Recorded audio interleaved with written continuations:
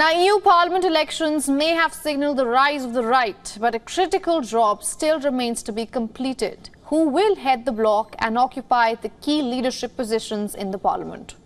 Just on Monday, leaders across European member nations held a meeting and an informal dinner that ended without a clear consensus on who should take the bloc's top job for the next 5 years.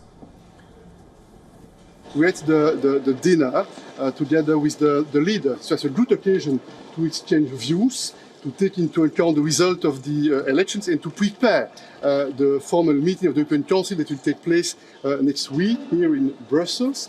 It's just a good conversation. It goes in the right direction, I think, but there's no agreement tonight at this stage. As per reports, the leaders are due to formally decide on who leads the bloc at a summit on June 27th to 28th. But indications are that outgoing EU chief Ursula von der Leyen is in pole position to stay on as European Commission President. I'm sure that things will move quickly and swiftly. All the talks I've held in recent weeks and months have been aimed at finding a constructive solution quickly, and given that the political platform that has so far supported the President in Parliament once again has a majority, I believe it will also be possible to find a sensible solution quickly. What's very clear is that there must be no support in Parliament for the Commission presidency which is based on right-wing and right-wing populist parties. Die sich auf rechte und rechtspopulistische Parteien stützt.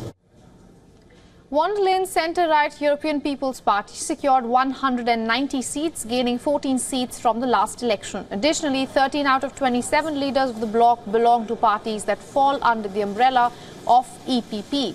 This makes it easy for the outgoing chief to secure a second term. However, the German leader still needs support from the European Parliament, which will put it to vote in its first session from July 16th.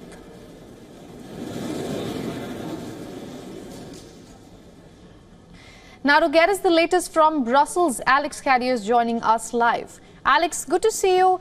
Hope you're doing well. What is the latest you can tell us from Brussels?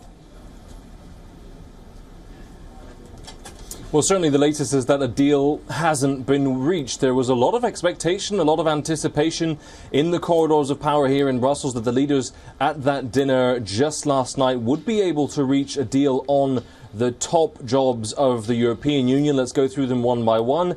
Ursula von der Leyen, the President of the European Commission, expected to be confirmed for a second term. That seems to be all but done as an agreement. Then you have Roberta Metsola, the current President of the European Parliament, also up for a second term, also pretty certain that that job is secured. Then you have two more roles. The President of the European Council, you just heard from Charles Michel there, the outgoing President. He is to be replaced, we understand, by the Prime Minister of Portugal, Antonio Costa. On that, there are still some negotiations, some debates, because the EPP group that you just mentioned, that centre-right party which got the largest share of the vote in the European elections, they only want to confirm Antonio Costa for one 2.5-year term and not for two, giving the Socialist group, which he belongs to, a 5-year term at the European Council presidency. So it's a lot of quibbling and negotiating over the details, and that's particularly what's happening with the position of European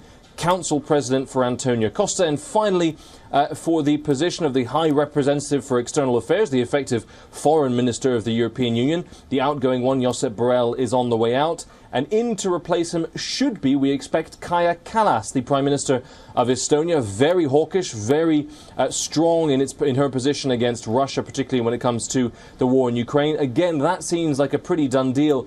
Really what's happening is the leaders are just haggling over a little bit of extra influence because that EPP group, that centre-right group, wants a little bit more influence in these top roles. All right, Alex, thank you so much for getting us all those updates from Brussels. For all the latest news, download the WION app and subscribe to our YouTube channel.